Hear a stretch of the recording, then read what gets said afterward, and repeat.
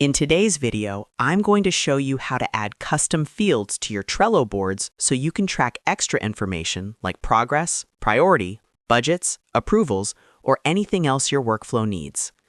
Custom fields are a powerful way to make your Trello cards more structured and organized, especially if you're managing projects, lesson plans, client work, or team tasks.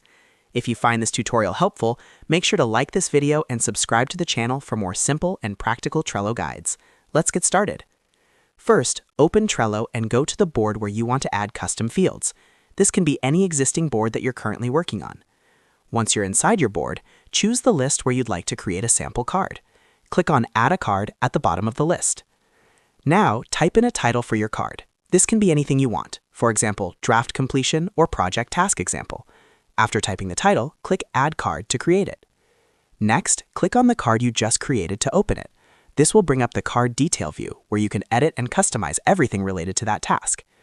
On the right-hand side of the card, you'll see a panel with different options like members, labels, checklist, dates, and more. Click on Add if needed to expand the options, and then select Custom Fields. If this is your first time using custom fields on this board, you'll see an option to create a new field. Click on New Field. This is where you define what kind of information you want to track. Now you can create your field. Start by giving it a clear name. For example, you might name it Completion Percentage or Approval Status.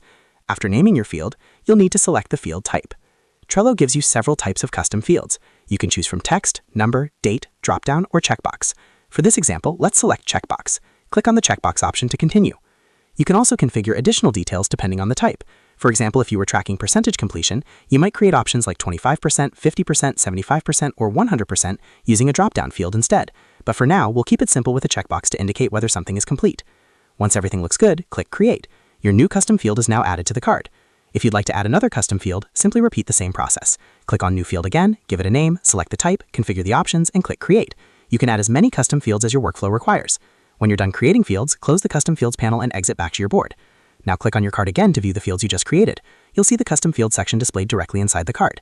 If you chose a checkbox field, you can simply click the checkbox to mark it. Here's something really useful. Once a custom field like a checkbox is marked, Trello can display that information on the front of the card in the list view. That means you don't even have to open the card to see key details. This makes it much easier to scan your board and quickly understand the status of different tasks. Custom fields are especially helpful for teams because they standardize the information everyone adds to cards. Instead of relying on descriptions or comments, you can create structured fields that keep everything consistent and easy to filter. And that's how you add custom fields to your Trello boards.